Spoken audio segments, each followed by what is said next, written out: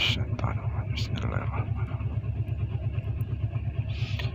Assalamualaikum warahmatullahi wabarakatuh. Bismillahirrahmanirrahim. Alhamdulillahirabbil alamin. Wassalatu wassalamu ala Rasulillah Sayyidina wa Maulana Muhammadin wa ala alihi wa sahbihi ajma'in. Asyhadu an la ilaha illallah wa asyhadu anna Muhammadar Rasulullah. Allahumma la ilaha illallah huwal hayyul qayyum huwal awalu wal akhiru huwal batinu was sahiru. Saudara-saudara yang saya cintai dimanapun berada, semoga senantiasa dalam bimbingan Allah Subhanahu wa Ta'ala, diberikan rahmat kesehatan jasmani dan rohani, serta rahmat ilmu, yaitu ilmu-ilmu yang bermanfaat dunia dan akhirat. Amin amin ya rabbal alamin. Saudara, perlu diketahui bahwa sesungguhnya kita ini setiap saat bertemu dengan Allah Subhanahu wa Ta'ala, setiap saat. Tapi karena kita tidak mengenal Allah Subhanahu wa Ta'ala, sehingga kita tidak pernah merasa melihat Allah, tidak pernah merasa bertemu dengan Allah Subhanahu wa Ta'ala. Padahal setiap mata terbuka, tidak ada yang terlihat kecuali Allah. Sering saya mengatakan, apa gunanya mata melihat sesuatu tapi tidak melihat Allah di dalamnya? Subhanallah. Setiap saat kita menyaksikan Allah,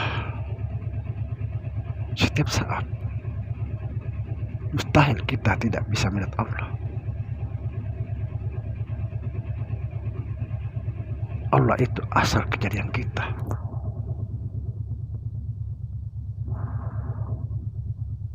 Subhanallah. Saudara, satu kesalahan kita sehingga kita tidak bisa melihat Allah, karena kita selalu mencari Allah yang gaib. Kita selalu mencari Allah yang gaib. Padahal Allah sudah menjelaskan kepada kita semua bahwa Aku yang tidak nampak, Aku juga yang nampak. Aku yang batin, Aku juga yang zahir.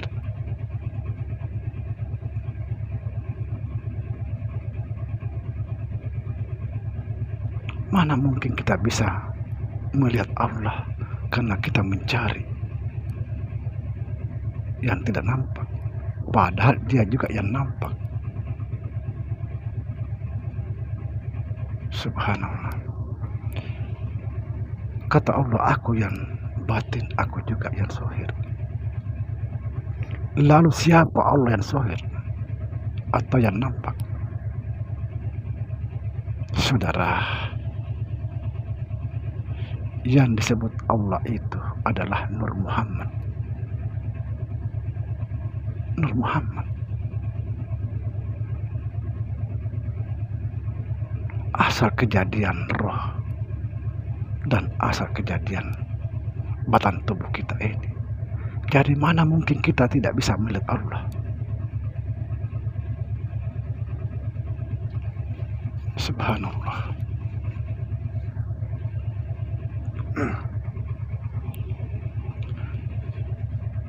Diri kita inilah kenyataan Allah, lahir dan batin. Coba saudara perhatikan, saudara. Alif lam lam ha dibaca dengan Allah. Alif zat api, Lam awal sifat angin, lam akhir asma air, ha af'al tanah.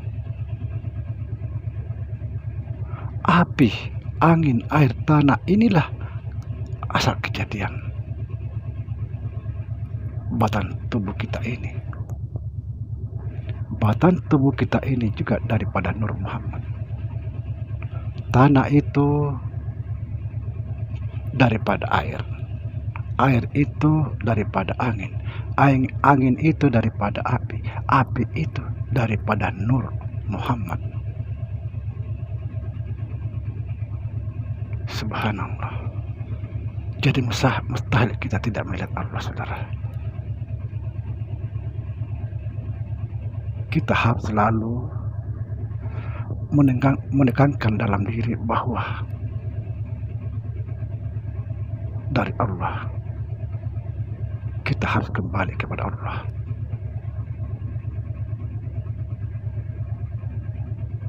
Jangan dari tanah kembali ke tanah, jangan. Kalau tidak kita akan hancur dimakan cacing tanah.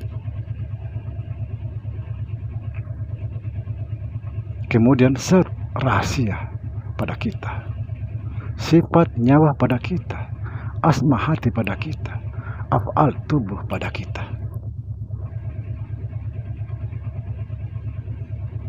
Nah, disinilah kita akan memahami siapa yang berbuat, siapa yang menggerakkan kita ini sebenarnya. Saudara, perhatikan, tubuh kita ini bergerak karena digerakkan oleh hati.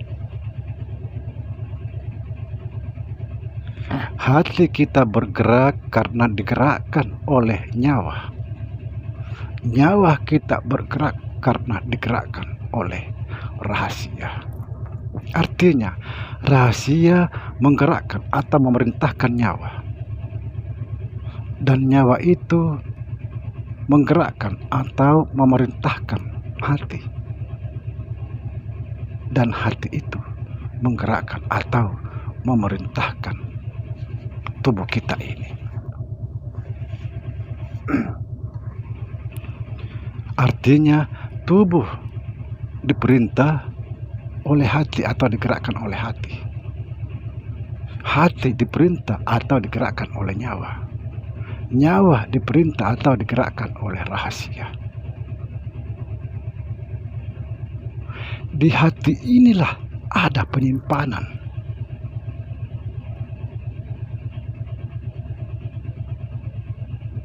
Supaya saudara paham, di hati inilah ada penyelewengan, penyimpanan perintah. Sehingga ada namanya kesesatan, maksiat. Karena hati itu dikelilingi oleh iblis. Kenapa hati jadi sasaran, dikelilingi iblis? Karena iblis tahu betul bahwa kelemahan manusia itu ada pada hatinya.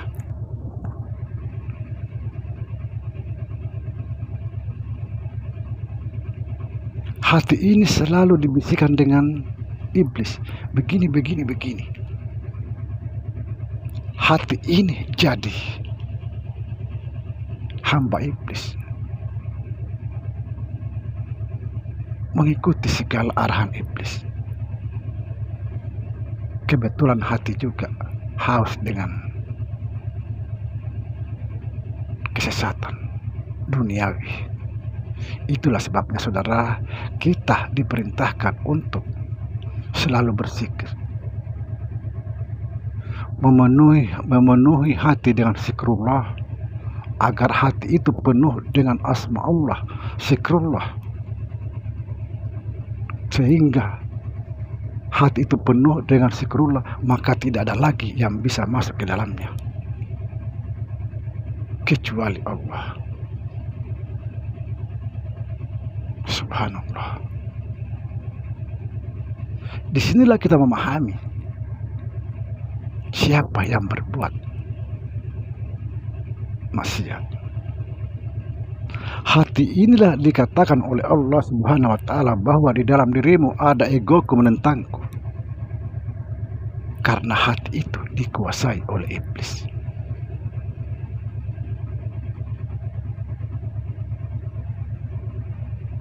Disinilah saudara kita bisa membaca siapa yang bermaksiat. Subhanallah. Demikian saudara, mudah-mudahan ada waktu kita bisa menyambung lagi, karena ini kalau kita bahas sangat panjang.